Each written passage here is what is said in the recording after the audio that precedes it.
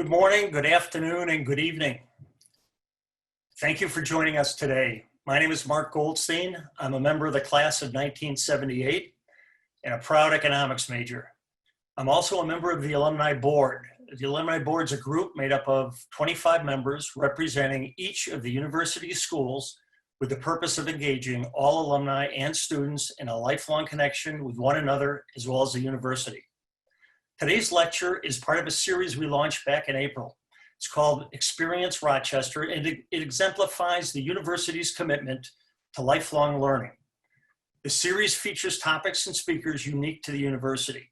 Today we have a wide range of registrants joining us for this session, including students, parents, alumni from as far back as the class of 1955. If you would like to ask a question, please submit it through the Q&A function that is located at the bottom of the screen. Lisa will answer questions at the end of her presentation. Now it's my pleasure to introduce today's speaker. Lisa Kahn is a professor of economics here at the University of Rochester. Her research focuses on labor economics with interests in organizations and education. She has a very accomplished resume, and her work is widely cited in academic articles in the press. We are very fortunate to have her with us today. Fariha Reza, today's moderator, is a junior, class of 22, who is double majoring in economics and applied mathematics. Thank you for joining us, and I'll turn it over to Professor Kahn. Hi, everybody. Thank you so much for joining us. It's fantastic to have so many participants here, and I'm delighted to talk to you about this topic. Let me go ahead and share my screen. Does everybody see the screen? Hopefully, yes. Somebody shout out if you can't. So I am a labor economist, as Mark said, and I study recessions and how recessions impact workers and employers. So, of course, the COVID recession is of great interest and importance to the world right now. And so I've been working on a research agenda to understand the COVID recession. And so I'd like to talk to you a little bit about what that looks like, and then I'll talk a little bit more broadly about my work on recessions and kind of what that means for us going forward. There's a lot of other things going on in the world right now, including the actual impact of the disease itself, race in America, and really important phenomena that are happening right now that are not in my area of expertise to discuss. So I'm really going to be sticking with the labor market itself. So how has the labor market evolved during the COVID crisis? Well, we see from this chart on the right, the New York Times is keeping good track of new cases. We had our first surge in early March. So at the beginning of March, there were less than 100 cases in the US, and by the end of March, there were 100,000 cases. And so you see that first surge here. And then, of course, we've followed with something of a recovery before a much larger surge in cases in the middle of the summer. And what you see on the bottom right is an unprecedented policy response to the COVID crisis. So the vast majority of states issued stay-at-home orders where people were really instructed to stay home unless they had an essential job that they needed to leave for. There were other types of restrictions on dining out and restrictions on personal care services, and of course schools closed as well. And there's a little bit of variation across states in these policies, but what you can see from this graph is essentially that almost all states shut down in April, but that actually by the beginning of March, almost all states beginning of May, almost all states had begun to reopen, so that by June, really all states were open. So we have just this rapid explosion of cases in the US and an unprecedented policy response of a rapid shutdown of the economy, essentially, followed by a rapid reopening. So what did that all do to the labor market? Well, this is a figure that you might have seen shown in the news. What I'm showing you here are the number of people who filed a new unemployment insurance claim in a given week, meaning people who lost their jobs through no fault of their own and are asking for unemployment insurance. This graph goes back to 1967, and the gray bars are, the shaded bars are recessions. And what's just so dramatic from this picture is the sharp spike in initial unemployment insurance claims during the COVID crisis. Putting this into historical perspective, you see that although at the time we were very concerned during the Great Recession of a large number of people on unemployment, the current situation just completely trumps that. And if you go back to earlier recessions, they only look like blips on this graph because this was just an unprecedented number of people moving on to unemployment. Currently, although you can't see it so well on this graph, we'll dive into that a little bit later, we still are having about 800,000 new people joining unemployment insurance each week, which is larger still than any single week during the Great Recession. So even though we have come down from this large spike of new cases that are over 4 million, we're still in a situation where of elevated movement into unemployment that we've never seen before. And so what does that mean for the economy? Clearly, the economy was in free fall in spring 2020. And you can see that in employment, where we lost 20 million jobs between March and April, a steep drop, much larger than the drop seen over the entire time period of the Great Recession, for example. But then what's also interesting is we had a steep and sharp recovery over the next 2 months. Gaining almost half of the ground we lost in terms of employment by June. And so that also is quite surprising given we were still dealing with the virus. But then you can see that the recovery has slowed substantially since then. So we have gained very little ground since June after this quite promising rapid recovery in these first 2 months. So my research agenda and what I'm going to talk to you about today is dealing with questions such as what actually happened during that economic collapse, and of particular interest to policy, what was the role of government shutdowns in this collapse compared to the virus itself. And then second, what happened in this early recovery? Why was it so sharp? Why did we have such a rapid bounce back in the first 2 months, but then since quite a slowdown in the recovery? And then finally, what should we expect moving forward? So diagnosing the collapse, what happened during the collapse? One area of research that I've been invested in is trying to understand to what extent the stay-at-home orders that any given state would decide to impose actually caused the economic crisis. And it's hard to understand the causality here because a lot of things are happening at the same time. Basically, the entire country is shutting down. To some extent, the entire world is shutting down. So how do we tease out one effect from another effect? Well, there are sort of 3 areas, 2 broad areas that we're looking into. One is, can we exploit the timing of state stay-at-home orders to understand whether a state that shut down earlier, did their economy actually shut down earlier or have a larger shutdown? And that might be suggestive that the earlier stay-at-home order was the driver of their collapse. Also, we can look across different types of work conditions that might have been more or less impacted by stay-at-home orders. So for instance, was there a larger collapse in non-essential industries, the types of jobs where people were instructed to stay at home? And was there a larger collapse in jobs where it's unlikely that somebody could actually perform them from home? So even if you have a non-essential job, if you can work from home like I can, you get to still work even when your state is shut down. So what about people who have non-essential jobs and can't perform them outside the home? Well, the big picture message from this research agenda is really, no, not really. We didn't see a bigger collapse for states that had earlier stay-at-home orders. we didn't really see much of a difference across essential and non-essential industries. We didn't see much of a difference across non-teleworkable versus teleworkable jobs. So just one example is this figure, which looks at job vacancy postings, which are an interesting forward-looking measure of employer expectations about their hiring needs in the near future. This is just one example of many data sources that we've looked into.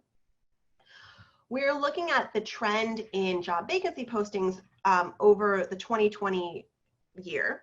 And what's interesting is we have these data available in real time. So we can look week by week, which turned out to be very important for these stay-at-home orders, because there were a small number of states who had already closed by March 22nd, and that's the darkest line in this graph.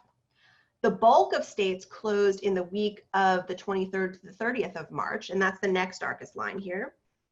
There were a handful of states who closed sometime after March, and then there were also a handful of states that never issued a statewide stay-at-home order. The vertical lines on this graph that are color-coded help you understand the timing of those orders. And to me, the overwhelming impression from this figure is that there was a synchronous national collapse in job postings, as in employment, as with unemployment, et cetera. The timing does not look to be distinguished by states that closed down earlier or later, so we really don't see that evidence of a sharp change upon the moment of collapse. Similarly, when we look across different types of jobs that were hit, it is the case that employment fell by more in jobs that were non-essential and where workers were unlikely able to work from home. Number one, it is the case that jobs that had a large customer-facing role also took a bigger hit, which makes sense if you thought that people worried about consuming products that might spread the virus themselves. People might not want to do those things during the crisis. For example, personal care services like getting your hair cut. So there were some differences that were intuitive, but for the most part, those differences were erased quickly. And when we look, for instance, at job vacancy postings, we saw an across-the-board collapse, which just really reflected employers just being very worried about the situation and realizing, wait a minute, we have to contract on our hiring right away because we just don't know what's going to happen. And what all of this implies is that the damage was not solely caused by any one given state's stay-at-home order, and therefore it was not undone simply by lifting those stay-at-home orders. And instead, we really point to the virus itself. So for instance, restaurants in most cases were deemed essential industries, but people still did not consume in restaurants at the beginning of the virus because presumably they were worried about the spread. In fact, the only jobs that we see being spared right now are in essential retail, which is, your grocery stores and your gas stations. Those places are actually booming as employers scramble to get enough workers to help you buy your toilet paper and things like that. Every other sector is taking huge hits, and it really points to worry about the virus and a collapse in aggregate demand as we worry about the economy, and have seen a global halting of economic activity that would disrupt supply chains, et cetera. So to us, this seems to clearly have been driving the collapse as opposed to any one given state stay-at-home order. It is possible, of course, that the national collapse, the national halting of economic activity, almost all states were shut down in April. It's of course possible that as a whole had an impact on the economy. But what we've seen since June, when all states are reopened with fairly limited restrictions, is that we still are lagging in our recovery.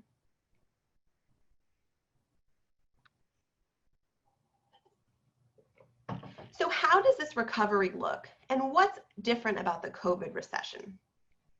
Well, we estimate that in April, there were 20 million workers who were put into temporary layoff.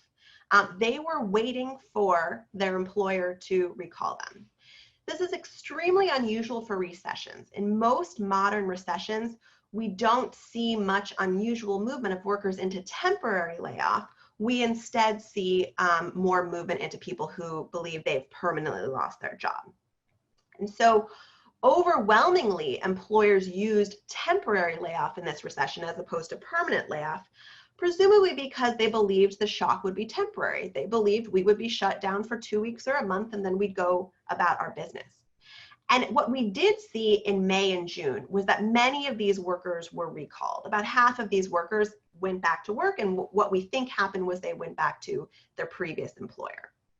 And so that's a really positive sign. If we have been able to maintain these ties between employer and employee, that is very promising because it raises the possibility that we could have a V-shaped recovery. It's much easier to have someone return to their previous employer than it is for them to start looking for a new job and a new employer. And so that was all very promising. But what happened in June, after June, was the pace slowed dramatically. And if you remember from that first picture, what else happened in July was we had that big second surge in cases. And so employers figured, wait a minute, let's slow down on this recovery business. There's still the virus out there. And so from a range of analyses that we have performed, we conclude that the number one policy response to get the virus, the number one policy response to recover from the COVID recession is to get the virus under control. And at that point, if employers are still in business, they could then recall the workers who are sitting and waiting. But moving forward, recalling those workers who are in temporary layoff and still have a close tie with the previous employer is not going to be enough. We estimate that somewhere between 4 and 9 million workers will need to be matched to new employers. What does that number depend on? Well, first, there are a growing set of people who report that they are looking for work, but don't have a connection with their previous employer. That's the 4 million. But in addition, workers on temporary layoff who are waiting for their employer to be recalled, they might stop waiting. Their employer might go out of business, and that turns that layoff from temporary to permanent. Or they might get sick of waiting and try their luck on the open market. In addition, there are a large number of workers who are sitting out of the labor market right now and not searching nor waiting for an employer to call them. And this is also quite unique in the COVID recession, and likely there are a large group of workers who lost their jobs but haven't started searching for work yet because they worry about the virus. Maybe they can't leave home right now to search for work or accept a new job because of a pre-existing condition or a family member with a condition. So when these two groups of people, they could potentially need to go back to the open market to search if those who are on temporary layoff realize their layoffs are permanent, or those who are discouraged and sitting out of the labor force right now come back in, then we could have up to 9 million workers who need to be rematched. And the reason why it was so optimistic that we liked those recalls happening is because when you don't have that connection to a previous employer, it's very difficult to find a new job. There are search frictions, there are difficulties, there are information problems. On the employer side, it's very hard to hire a new worker and know whether they're going to be a good worker for you. So this matching process is slow in the best of circumstances. And in the worst of circumstances, in a recession, we worry about a range of phenomena, including mismatch. Are jobs coming back in different areas than where we lost them? In which case, those searching for jobs might not have the right skills for the new jobs that are coming back. It's still a little bit early in the data to understand to what extent mismatch is playing a role already in the recovery. Employers are already reporting that despite the fact that we have millions in excess unemployment, employers are actually reporting that they're having trouble finding workers that they want. So that's an early warning sign, but otherwise not a lot is showing up in the data yet. However, in some previous work, I showed that the type of restructuring that can generate mismatch actually did indeed occur in the Great Recession. So in the Great Recession, many employers took that moment as an opportunity to restructure their production towards cheaper labor replacing technologies. And they laid off a certain set of workers to bring in capital machines, PCs, that would function instead of their employees. Those employers that did this, they could produce for more cheaply, and they needed a different type of worker to help operate those machines. So for instance, just think of your CVS that installed self-scanner checkout machines.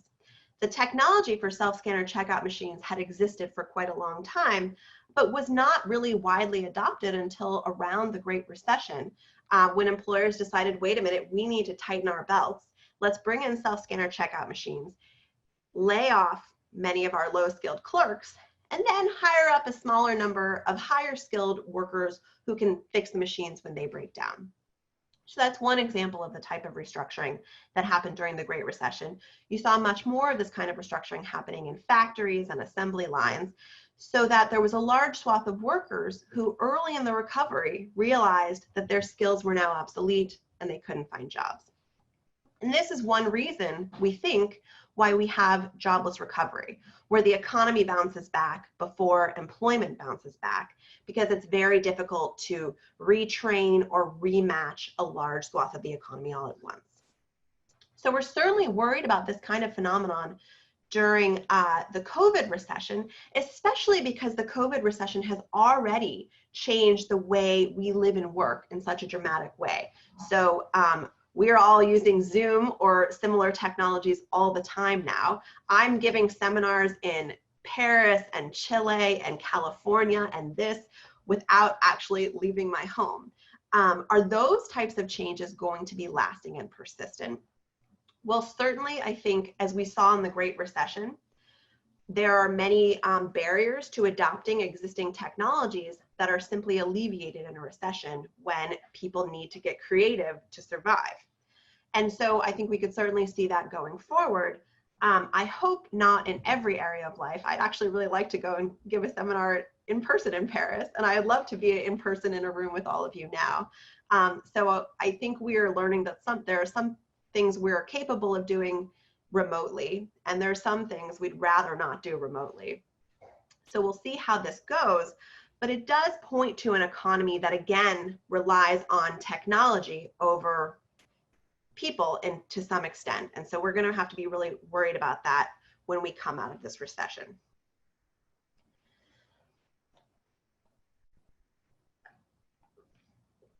Finally, there's another group that my research suggests we should be paying particular attention to, and that's new college graduates. In much of my research, I've shown that new college graduates who enter the economy into a recession face long-lasting earnings consequences. So graduating into a recession can actually stay with you in your career for the next 5 to 10 years. And the earnings consequences are fairly large. What we also found actually was that there are differences across college major in how they bear this experience. And this graphic that the New York Times Upshot produced for us, they do a much more beautiful job with graphics than us academics do, is showing you the difference in earnings on average across a range of majors: economics, finance, computer programming up here at the top, philosophy and religion, music and drama, secondary education, art history down at the bottom. The gray dot is showing you the difference in earnings in normal times. And so you can see that there is a range of earnings differences in normal times. People who are economics majors tend to earn more than people who were art history majors. And that's just a fixture of the economy.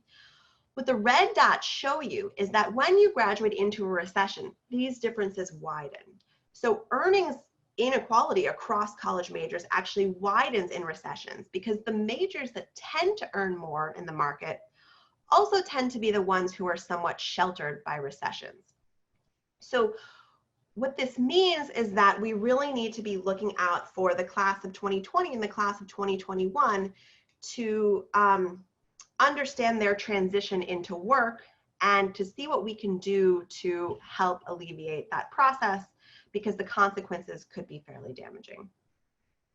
I guess the bright side is it's less bad for some groups than others.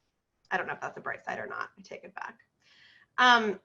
Well, let me just wrap up before we take questions, and I'll just summarize what I presented for you today, which is that in my research on the COVID recession, I found that the economic collapse was actually surprisingly broad-based.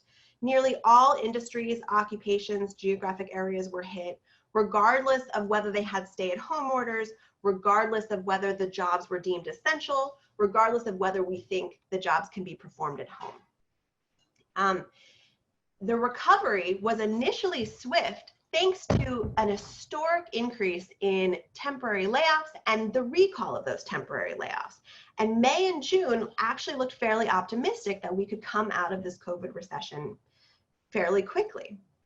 However, at the end of June and early July, we had the second wave of the virus coming in, which generated again a slowdown of economic activity, actually without much of any stay-at-home orders imposed. We had really now a very sluggish economy. As my co-author likes to say, since July, the recovery has really been moving sideways. And so moving forward then, we need to think about the large group of people who are not going to be able to be recalled. And that group could be ever growing because some of the businesses who thought they could recall workers have now unfortunately gone out of business. And so we need to be thinking about how we're going to be matching those workers, those displaced workers, to new employers, and look for signs of potential mismatch and structural change. And then finally, we need to remember the classes of 2020 and 2021. And for those of you who are employers out there, once we come out of this recession a couple years from now, and you're back to recruiting on college campuses, and you're back struggling to find real star employees, think about the young graduates who were looking for work in 2020 and 2021, and you couldn't hire them at the time. But now go back to those resumes and give them a call. They would be very interested in new opportunities, and actually probably would be willing to work for you for cheaper. And interestingly, that's not something that most employers do. So I think that's a nice potential arbitrage opportunity out there. So come back and remember these classes in a few years, because they're going to have a pretty difficult transition, but it doesn't mean they're any less capable of working. Okay, so that's my pitch there. But I'd love to stop now and open the floor up to questions. So I'd like to invite Fariha Reza to join as moderator. Fariha was a star student in my undergraduate Freakonomics class that I teach. And so I'm really excited to hear her thoughts and your thoughts as well. Thank you, Professor. We have had some great questions come in before the talk, and questions are still coming in now, so we'll try to go through as many as we can. And Professor, you concluded with the context of graduating into a recession, and that actually leads to my first question, and this is something that I'm personally very curious about, because as a junior, I still have some time before I graduate, but I'm already thinking that if I should focus more on grad school applications or job applications next year. And I have seen my friends be equally worried about the uncertainty facing this recession. So my first question is actually about the impact of COVID recession on recent graduates, and how can the Career Center best help guide the students who are searching for a job? Great. Yeah, I think that's a really important question. And I think it's a very stressful time to be a college student right now for all of these reasons, and in addition to the likely impact on the job market that's coming. And one thing that we do know from this research is that it is just very damaging to have to search for a job in a recession, because when you search for a job in a recession, that means you take a job in a recession. Luckily, college graduates can find employment, and even though they have faced a more difficult time, they will be able to find a good job. But being forced to take a job in a recession means being forced to take a job when there are limited opportunities. And so one thing that people can do in the long run is to always be thinking about whether their current opportunity is the best one for them. Is this the best fit? Are they fulfilled? Are they happy in this job? Or should they consider moving around and looking around once the economy picks up? It seems as though people who graduate into recessions and enter firms in recessions tend to get a little bit stuck in those jobs and don't move around as often as young people actually should. Young people move jobs very frequently, and this is a positive move for career advancement. And so for some reason, people who graduate into recessions are just reluctant to move on from their early matches, and that could help them in the longer run. In the shorter run, I think that there are two things that are important. One is that, like I said, it's damaging to have to search for a job in a recession. So graduate school could be a good option to, if nothing else, delay the job market by a couple of years.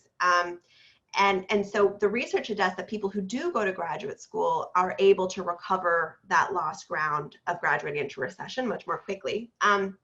There are, however, some cautionary tales there. If people are interested in graduate school in a pretty specialized area that they've already begun to invest in, then I think that's wonderful. What we saw in the Great Recession was recent graduates tend to flock to sort of non-specialized areas, applying to law school, for example, which does not have that many barriers to applying. And law schools were very happy to make money, so they admitted many more students and things like that. And that led to potentially an oversupply of new young lawyers. And since 3 years after the Great Recession, the economy was still in a bad position, new lawyers also tended to suffer. So that's, I guess, a bit of a cautionary tale. We really hope that we will come out of the COVID recession more quickly than the Great Recession. That depends on getting the virus under control and people not being losing money and unable to consume going forward. So yes, it's a really difficult time for recent graduates, keeping options open, and and then also taking a job, whatever job it is. It looks better on your resume to be doing something than not doing something. So if you're not going to grad school, take a job, and then be aware that maybe there will be more opportunities for you in the near future. Okay. Thank you, Professor. So the next question we have is about women returners following caregiving, because we know that schools have been closed and women are considered the primary caregiver. So the next question is, how do you think women in particular are faring in COVID recession? Yes, I think that's a really important question and not something that I had time to get into in my presentation. But what we've seen is that already the COVID recession is differentially impacting women than men. The recent labor market data show that women have exited the labor market much more quickly than men have in the COVID recession. And certainly anecdotally, we hear about women struggling, being more likely to be primary caregivers, or at least more likely to have a spouse who's also working full time, that women are facing the brunt of our childcare problems right now. As I showed in the first graph in the slides, schools are closed, daycares were closed at the beginning. Now some schools are doing a hybrid or remote learning, and it's really more often the mothers who are stuck with that burden than the fathers. Although obviously not entirely, and I think the COVID recession has really impacted people's lives and work across the board in dramatic ways. But anecdotally, we've certainly heard more about mothers being stressed out, and now the data bear this as well, with women exiting the labor force at higher rates than men. And there's also data from particular sectors. So for example, in academia, women are writing, submitting, and publishing fewer papers than men are right now. We've already seen that this summer. And so in academia, certainly we're going to have to think about what this does to the tenure clock for people who are trying to build up enough publications to make tenure here. So that's a difficult situation, and it really does suggest that public policymakers need to be heavily invested in childcare as, if nothing else, an employment stimulus to help parents with kids get back in the workforce, in addition to investments in children. Thank you. So now we have had several questions regarding the role of federal government and state government. One particular question that's very popular is what was the role of the first stimulus package, and what will be the role of potentially a new package? And then I have one question from Sheila Foster, who wants to know the role of stimulus package as a factor influencing these employment trends. Great. So those are great questions. And as a research team, we've worried about those questions as well. So a very prominent feature of the CARES Act, which was the first stimulus package in the COVID crisis, was that it gave any worker who was eligible for unemployment insurance an extra $600 bonus per week. And that bonus was given regardless of how much money you were losing by being put on unemployment. So for instance, if you wanted to furlough a worker 1 day a week, they could get that entire $600 a week bonus, even though they were only losing 1 day of work a week. And so people really worried about what that stimulus might have done to the employment statistics, were people choosing not to work so that they could get stimulus. And there is now a wide range of evidence that suggests that the stimulus really did not impact these employment numbers from a wide range of sources. And I produced some of this evidence myself. And the reason actually is really quite simple, which is that when you're in the middle of a recession and there really aren't jobs opening anywhere, then even if people are limiting their search activities because they want to collect the stimulus check, it doesn't really impact the employment numbers. What does impact the employment numbers is the lack of hiring on the part of firms. And so we haven't found that it's impacted in a negative way the employment numbers. On the other hand, in a very positive way, the CARES Act has actually been able to provide stimulus to aggregate demand in a couple of important ways. So one, we have seen already in the COVID crisis that low-income workers had not dropped off in their consumption as much as we would have expected given these employment effects. And we really think that the stimulus from the CARES Act plays a role there in allowing people to maintain their lifestyles and their consumption habits, even though they don't have jobs. And when we look at inequality during the COVID crisis, we've seen that inequality has gone up because lower skilled workers, people with less education, minorities, they tend to bear the brunt of recessions more broadly.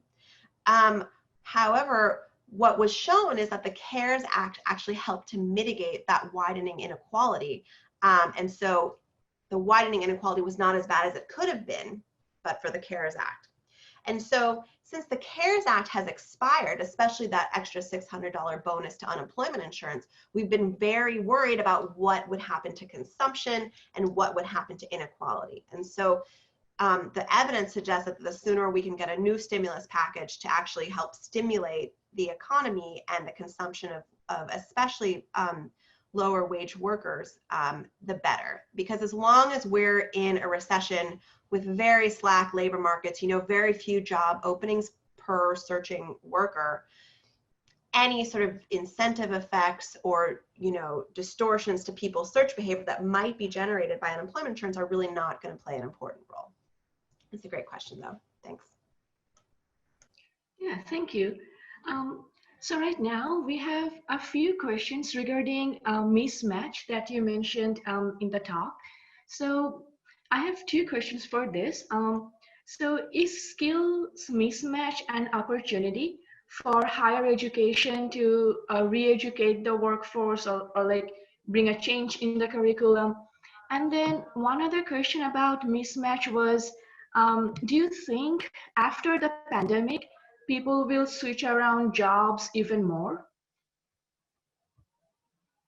So with regard to the first question, yes, I think my research on the Great Recession suggests that why was it taking so long for people to find new jobs? It was because they really needed new skills. And so we need to get serious in this country about vocational education, adult education, continuing education, and training. College education is an extremely important component of that. But it turns out that college alone isn't enough because jobs just are evolving all the time. And people who went to college many, many years ago or didn't go to college are going to need a different and new set of skills.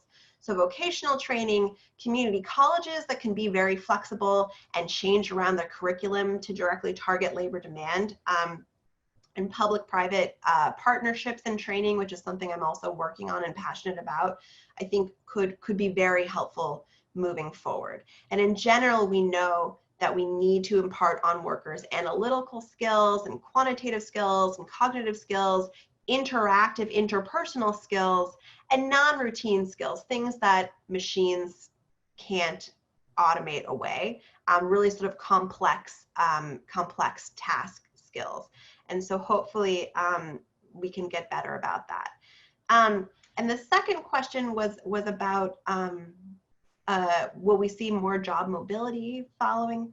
So certainly during the crisis, we will see much less job mobility because if you have a job in a recession, you tend to stay put. And so presumably most of the job seekers are going to be people who don't currently have jobs. So in the middle of the crisis, I think that we will basically be seeing people stay put, and that's what tends to happen. And then over time in the recovery, there will be a large backlog of people who say or realize that they're sort of mismatched or want to look for a better opportunity.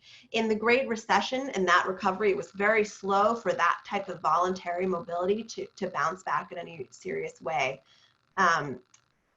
So we'll have to look to see what happens then. Right.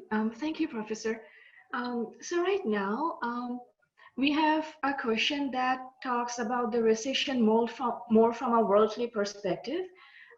So I want to ask you, do you think if other countries that have controlled the virus better than the US have seen economic recession that are less stark? And do you have any comments about how much of a country-specific recession is there? So I think that's a really important question because many countries have controlled the virus much better than we have. For instance, in China, so I have been looking at some data in China on job vacancy postings, which took a sharp dip in the beginning of the year when they faced their COVID crisis, and had a complete rebound a couple months later and have remain at an elevated level, whereas our job vacancy postings in the US are still on a decline. China is facing a recent small increase in cases that might impact a little bit those numbers, but certainly they had the best we can tell because they don't produce the same government employment statistics as other countries do. But the best we can tell is they've had a sharp rebound. So it is true that international supply chains were disrupted by the COVID crisis. But it's also true, and it is also true that there's a great deal of uncertainty because all these other countries are waiting for their second wave to come in the fall when people move indoors and things. So that's also taking a very serious toll on economies. But for example, the fact that China was able to bounce back and the limited data that we have does suggest that just getting a virus under control played a big role there. Thank you. So we now have a question that is more specific to average wages. So the essential workers' average wage has increased to $15, $18 per hour. And do you think that they will decrease once the pandemic is over? So I'm not sure exactly where those numbers come from. I don't know if we've seen broad-based increases in wages of essential workers. Where we do see kind of heated demand for essential workers is actually in essential retail. But but we don't really see that in a lot of other areas of essential workers. So I don't know exactly if we're seeing those elevated wages. Certainly people are recognizing the role that essential workers have played in this crisis, and they tend to be actually low wage workers. People are recognizing that they're probably not being compensated to their level of importance in society right now. So we'll see what happens with that. Thank you. So Mario asked the question, and they just said that the numbers are from retailers like Amazon, Target, Walmart. All right. So for the next question, it's also a very popular question and is generalized into the long-term prospects of employment. So my question to you would be, what can the U.S. government do to improve the long-term prospects of job employment, and what insight do you have for such trends in the long term?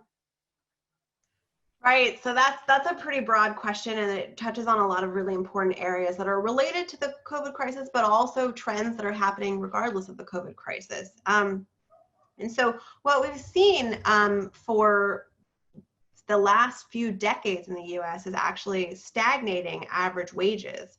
And the question is, how can we get people into good, well-paying jobs when we've seen automation taking away a lot of jobs and outsourcing taking away a lot of jobs as well? And importantly, the new technologies and offshoring or outsourcing have led to great benefits in terms of productivity, in terms of just our level of consumption, the fact that we can use Uber, or used to be able to use Uber. I haven't gotten an Uber in a long time, actually. These things have made our lives a lot better and safer, but they come at a human cost that the job prospects for people are not what they were. And so I think for a long time, policymakers have suggested, oh, people just need to go to college, and people really need to go to college, and you'll be fine, go to college and you'll be fine. And it is true that college graduates are doing much better than non-college graduates in this economy. But college isn't for everyone. And we've actually had a lot of trouble increasing the level of college graduation in the country. Actually, for men, college attainment has stagnated for the past 20 years or so, and for women it's slowed down quite a lot. So that traditional pathway doesn't seem to be available to people. And so I think, again, we need to get very serious about non-traditional pathways, including vocational education and training opportunities. And I mentioned that we need to be thinking about jobs that can't be easily outsourced and can't be easily automated. And so what types of jobs can be automated? Basically jobs that are very routine and algorithmic, so you can program a computer to do them. Also, jobs that don't have an interpersonal component, where a lot of judgment calls need to be made, where you have to interact with another human and believe it's another human, because we know that computers are pretty bad at pretending that they're humans so far.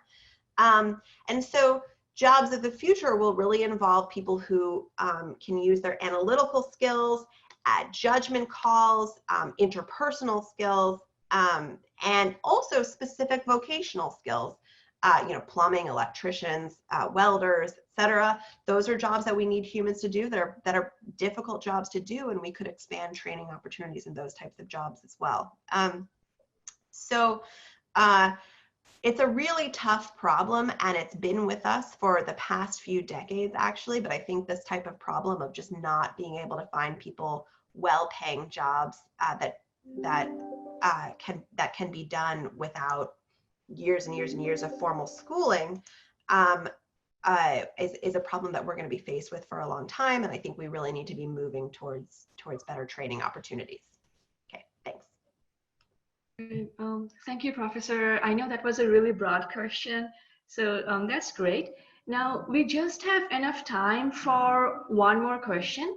So my last question to you would be, going back to the trends that we have seen earlier, has there been any noticeable differences in unemployment numbers across like urban, suburban, and rural populations?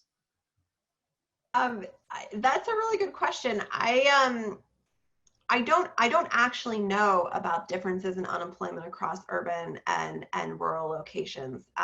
In the job vacancy postings data that I've looked at, we've seen declines in big cities, small cities, really across the board. But I actually don't know about the employment and unemployment numbers. One reason why is that it's actually kind of hard to get that data for in real time with a large enough sample to study actually the smaller locations. So certainly that's something that we should be looking into, especially when we have seen, you know, flight from rural areas towards cities that have better job opportunities. We might actually be seeing a little bit of the opposite now as people are working remotely. So that's a really interesting question that we'll have to track moving forward. Thank you, Professor, for answering all the questions. And thank you, everyone. And thank you for sending in all these amazing questions. I'm going to hand it over to Mark right now for his concluding remarks. Thank you. Great. Thank you, everybody, for your questions. And thank you for participating in this Experience Rochester webinar. I'm just really delighted that you're interested enough to let me speak for this time with you. Thank you. Well, thank you, Professor Khan and Fariha, for that timely, thoughtful, and educational session. I thought it was terrific. And thank each of you for joining us today and for your excellent questions. We hope that you enjoyed the program, and we would like to hear your feedback. So please take a moment to share your thoughts about the session through a brief anonymous survey. The link for the survey will appear on your screen at the end of the webinar. Be sure to select Continue to get the survey. Please also plan to join us in 2 weeks on Thursday, October 29th at 12 p.m. Eastern Time for our next Experience Rochester event, American Democracy and the 2020 Election, featuring political science professor Gretchen Helmke. This lecture is part of Meliora Month, and although we didn't have a traditional Meliora weekend this year, you can still participate in a wide range of intellectual and engaging University of Rochester programs. Meliora Month 2020 is live and online throughout the month of October. I hope each of you has a great rest of your day. Stay well and stay safe.